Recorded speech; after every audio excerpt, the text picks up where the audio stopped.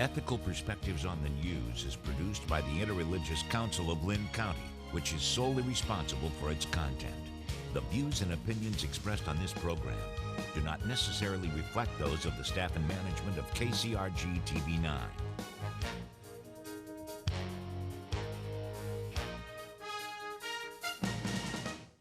Good morning and welcome to Ethical Perspectives on the News. My name is Scott Samuelson and I'm a professor of philosophy at Kirkwood Community College on the Iowa City campus. In December of last year, a Senate committee released a report on the CIA's detention and interrogation programs of the previous decade. Commonly known as the as the torture report, it detailed the harsh treatment of prisoners, making detainees stand for long periods on broken bones, mock executions, subjecting prisoners to hypothermia, waterboarding, and something that I'd never heard of before the report, rectal rehydration, which means force-feeding people through their anuses against their will. The report also claimed that the CIA misled the government and the media about the nature of the program and its effectiveness. Some CIA officials and their supporters have disputed the report, saying that it provides an incomplete and overly politicized picture of the program. They've also claimed that the report could damage the U.S. Since the report has been released, there's been a continuous discussion of what to think about it. We're hoping this morning to continue this important discussion about who we are and what we stand for in this country. We have a great panel on today to discuss the Senate's report, questions about the ethics of how to treat enemy combatants and detainees, and how we should go forward. To my left is Steve Hankin, a Vietnam vet. Steve, thanks for being on. Thank you. Joe Givvin, a professor emeritus of philosophy at Mount Mercy University. Joe, thank you for being on. And at the end, James Knox, a former Montana state legislator and now a proud Iowan, I think. Yes, I am. Okay, well, it's great to see you, James. Okay, well, let's just begin with this question that everyone always kicks around with. Well, what really is torture anyway, and are the practices detailed in the Senate report, would those things constitute torture in either a moral or a legal sense? Steve, maybe we can start with you. Since I did 2 years in Vietnam, although I wasn't a combat veteran necessarily, it would seem to me that anything that goes beyond usual judicial handling of prisoners would be somehow extra legal. Mm-hmm. There are questions about those sorts of things when you get into things like dirty bombs and stuff like that, where lots and lots of people could get harmed. But for the most part, there's probably a lot more going on than is necessary. Mm-hmm. And I think probably it would be good that we would release this report so we would understand exactly what goes on, so we could make better judgments of how to deal with this. Okay, well, we'll come back to some of those things, but let's get into some other voices here. So, Joe, what do you think? Is this torture, or would such practices constitute torture? I think it definitely does constitute torture. I think the question is, why do we do it, is an extremely important question. And I think that, to me, when I think of torture, I think that it's something that is done that is really despicable. You know, something that we all would say, why would we do that? And I think that if, and this is obviously a very difficult thing to think about, if 9/11 had not happened, I cannot imagine the United States or any part of the United States even considering doing those things. 9/11 does seem to have changed things. And I think now that we've gotten some back from it, I think we should have, some real interesting discussion about what we want to do going forward. Okay, well, and let's get James in here too. So is what's described there torture in a legal or a moral sense? I would say yes, it's torture. Enhanced interrogation, call it what you want. There's not a single one of us that would ever like this to be done to us or for us to have to participate. But I do believe that in the right circumstances that you may need to use some extreme measures. What those circumstances are may vary depending on one's perspective, but also like in that report, I mean, that report was very one-sided, and that was a major portion of the CIA's complaint, is it was described as very partisan and not really looking at it from more of a scientific or logical perspective, but a political point of view. Yeah, and I want to come back to those kinds of questions. Those are important ones we have to raise, but I just want to kind of get us thinking a little bit first, just what are we willing to do or not willing to do? And I'm curious about, you said, and I think quite rightly, that there's a sense in which we ourselves would not want to be subjected to this, or we would not want to see our soldiers subjected to such things were they captured. But I have heard people debate about, is it legally torture? What happened? In other words, were they doing something illegal? Was the CIA doing something illegal here? Were they violating either U.S. law or international laws that we have signed on to?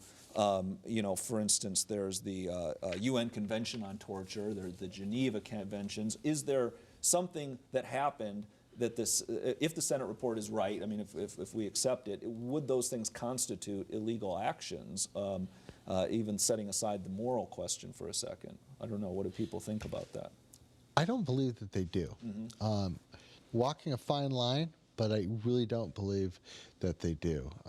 They were desperate actions, extreme actions, trying to get information from well-seasoned, hardened terrorists or combatants, whatever you want to label them. And there comes a point, I mean, you can be nice only so much.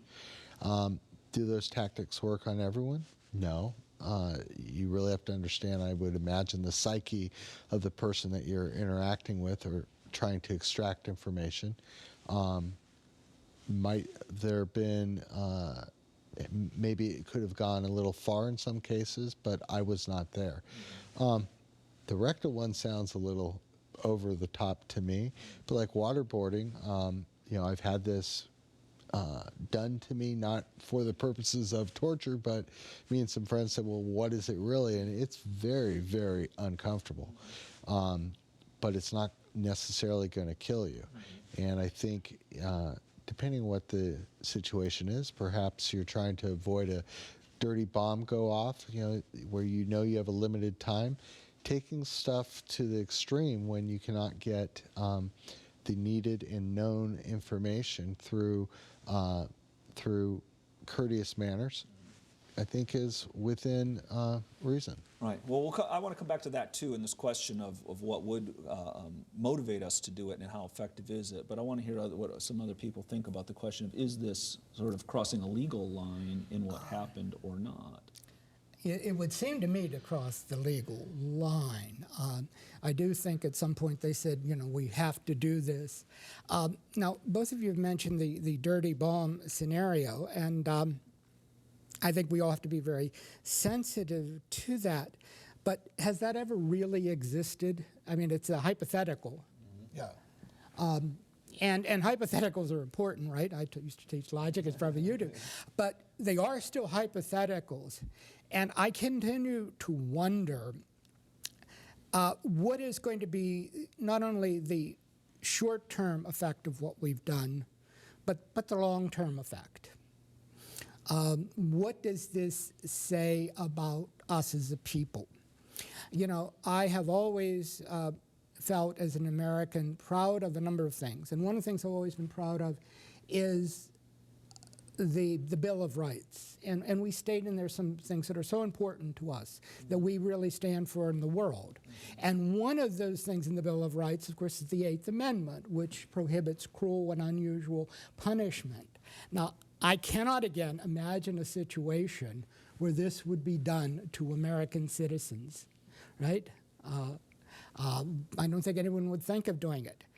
But again, our mindset, and I understand the fear that has been put into us from 9/11, from so many of these other terrorist acts.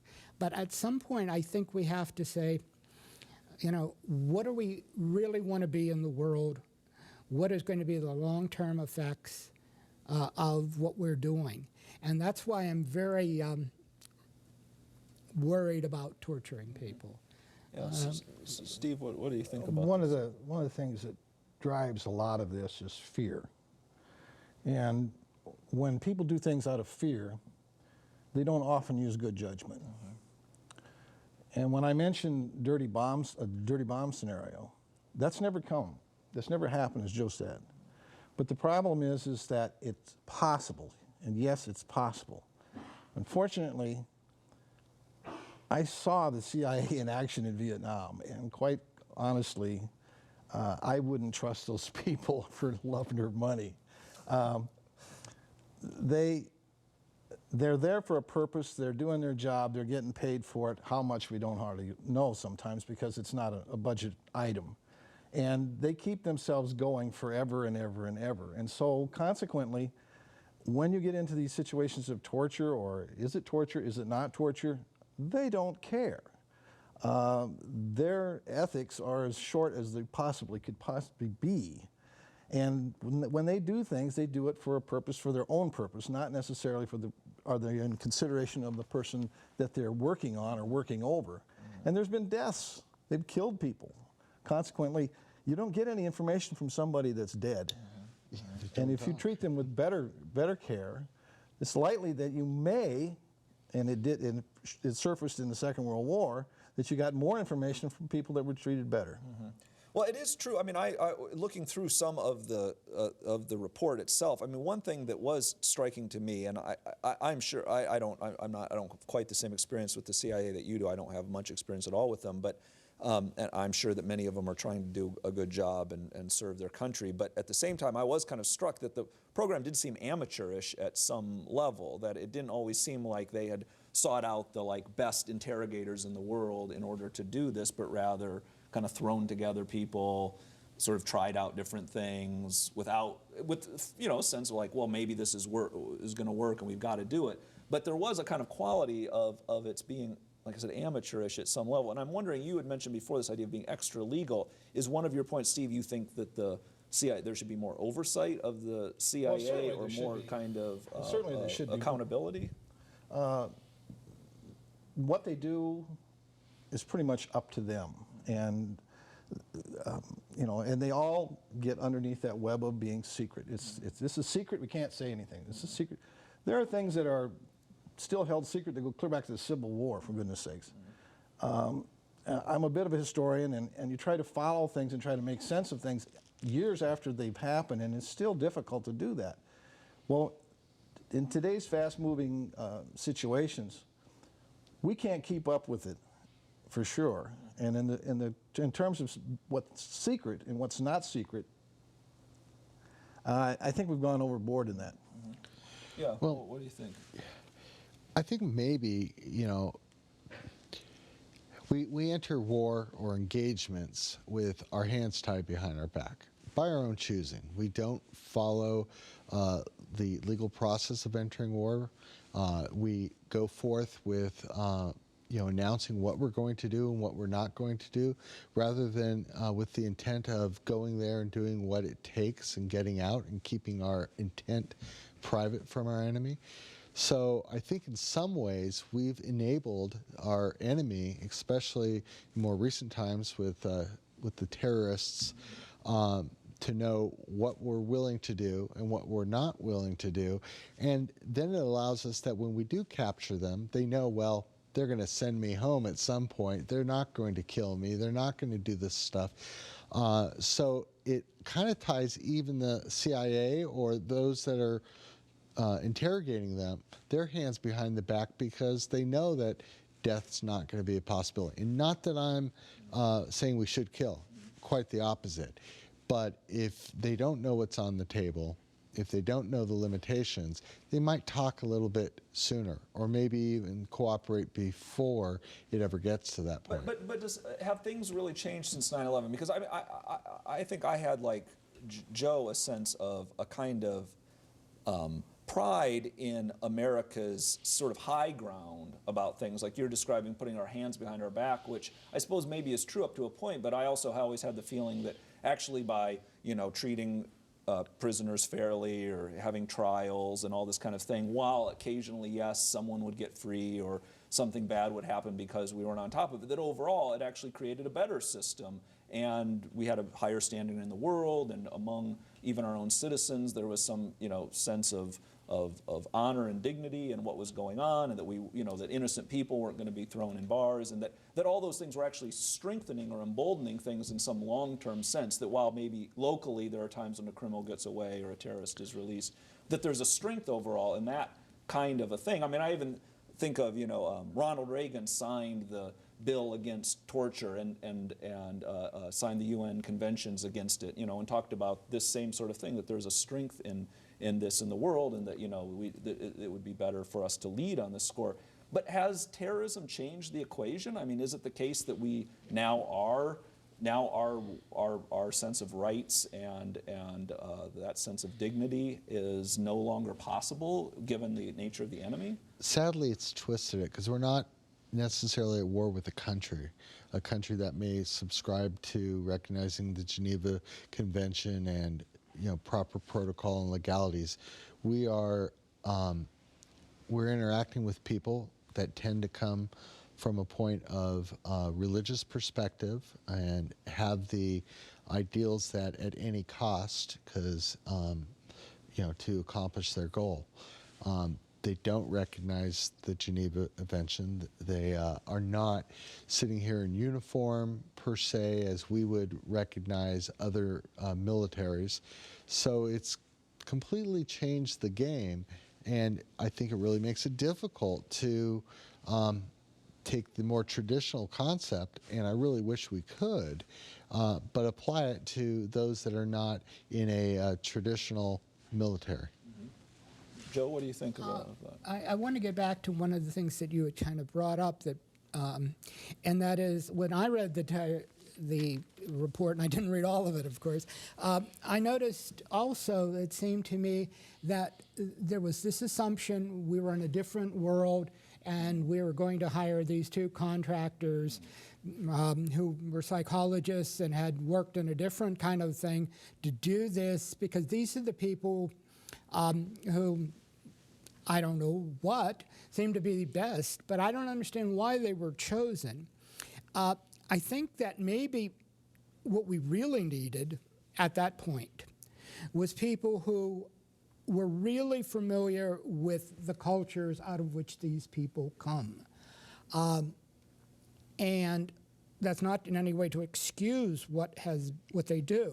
Oh, yeah. But I think you have to have a real understanding of their culture. And as often been said, this is a war for the hearts and minds of Islam.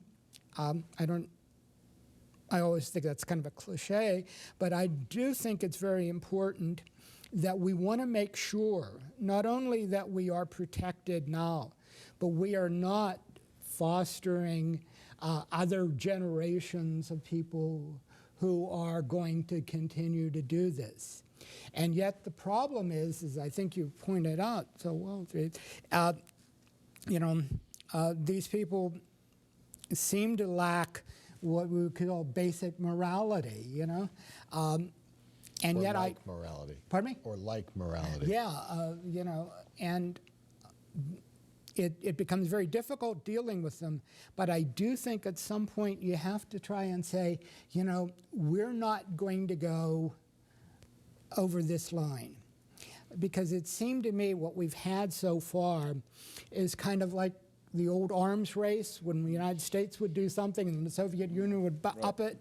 It sort of seems that we're in a kind of a brutality race, Well, right, and I mean, this is part of what ethics is about. At some levels, you say, do unto others as you would have them do unto you, rather than I'm going to keep doing to you what you've just done to me, and that creates that kind of undermining of things. But what about this issue that we've all brought up about, is torture even effective? I mean, is it the kind of thing that does produce actionable intelligence? One of the things in the report was that it sort of said no, that it does not bring up or does not create actionable intelligence. And that, I take it, as one of the things that has been most seriously disputed by the critics of the report. They've said, no, that's not true. So how are we supposed to sort out that issue? I mean, there's the moral issue, there's the legal issue, and then I suppose there's just, well, is it even effective, even if you, because that's really the only argument for doing it, I take it, or only, potentially legitimate argument for doing it, is if it has some kind of effectiveness. I think from what I've read, And in the report itself was very, like I said, one-sided. And the CIA, those have spoken out against it, say that it's very one-sided, that they didn't consult us, and that torture can be effective. And I think that's kind of the key, is in the right circumstances with the right person, it could be effective. Is it effective all the time? No. It really depends on what someone has, the information they have. And that really comes, I think, from needing a very well entrenched CIA or those that investigate and learn the culture and have the ear on the ground on what's going on before we ever get there, so they can properly identify those that know information first. Do we have evidence that it is effective? I mean, do we have a case where we can say this was a case where we tortured someone, we got information out of them that led to the prevention of a... It would be hard to know because everything is secret, which is largely the problem. We don't know how effective anything is. We don't know whether it works or whether it doesn't work because no one's really had the ability to find out. As somebody that has an oversight beyond the CIA itself, they really don't have a handle on it. We have to trust that the CIA is doing its job. And if you're doing your job, where that goes, I guess if nobody's really able to watch you or tell you whether you're doing what you're supposed to or not, you do what you want to do. Right. I mean, because I've heard a lot that this is a one-sided report, I just always want to say, well, what's the other side? I want to hear the report that says that I can look at and say, oh, okay, I see this was left out or something, you know.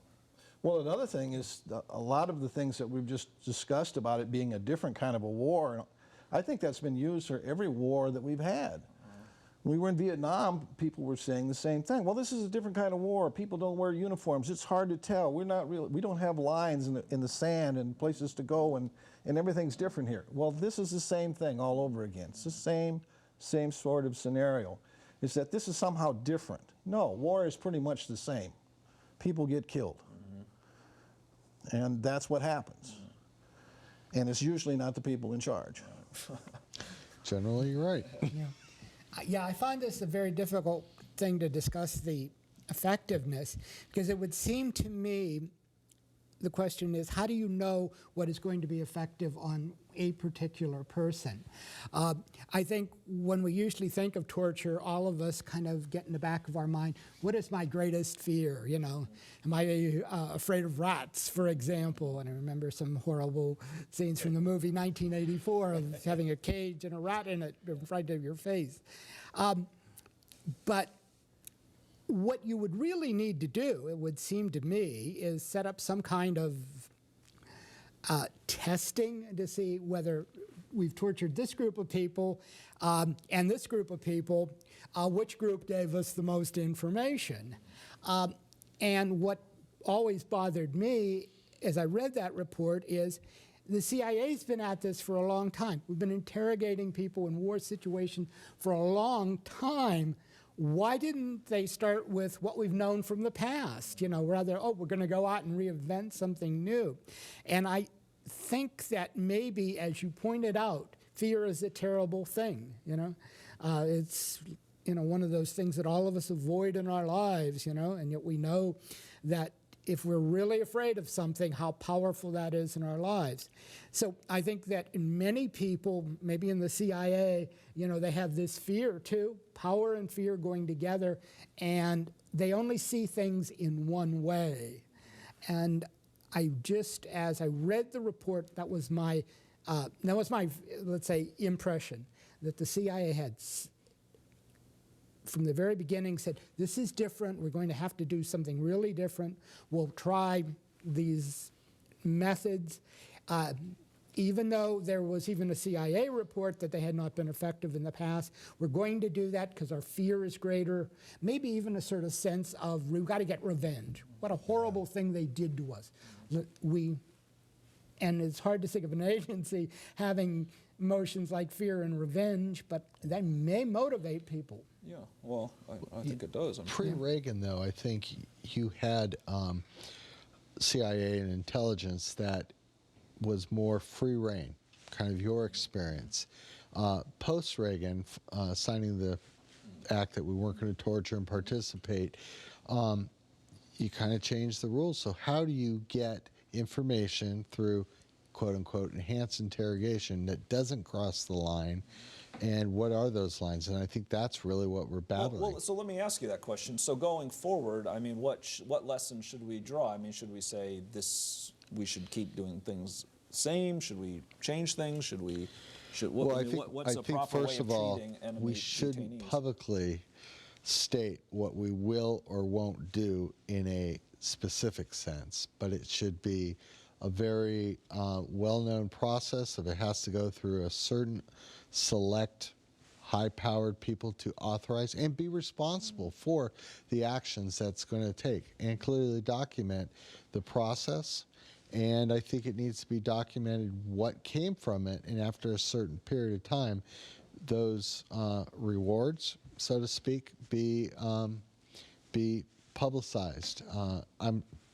I would think that you probably wouldn't really want to say, hey, we tortured this guy, he told us this, and so we're going to send people over to take care of this, and by the time they get there, the bag's out of the hat. People have gone, Right, but I'm sure after the fact, though, one could. Well, a lot of this intelligence, it wouldn't surprise me if there's repercussions, multiple layers for quite a long time, within reason. A couple years maybe.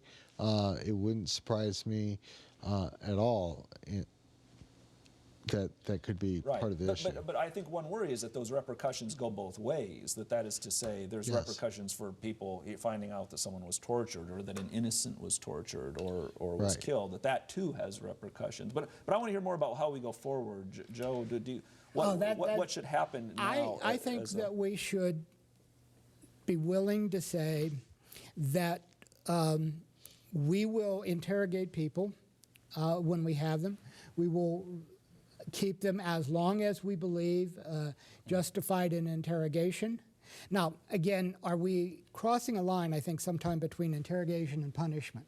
And when the detainees in Guantanamo Bay, I'm not sure that some of this was interrogation, some of it was punishment, And I think we have to be very clear on that. If we're going to punish people for acts committed against us, there should be, first of all, some type of due process to make sure that these people have really committed those crimes. And if there should be fair punishment. I find it a very difficult problem when I think of is the question, have people been tortured who really didn't have any information to give? How do you know that? I mean, according to the report, that has happened. Yeah. But we're almost out of time. But Steve, one thing that you would like to see going forward, what would you like to see? No longer do we do this in secret. No longer do we move people around the world and hide them in places that we don't know where they're at. I think we need to do things a little more open. Okay. Well, I'd like to thank the panel for just a really great discussion, and I know there's a lot more issues, but I'm hoping that the conversation here is one that continues on in people's homes and communities. We know that this will continue to be an issue in the future. So thank you very much, and we will see you next time on Ethical Perspectives on the News.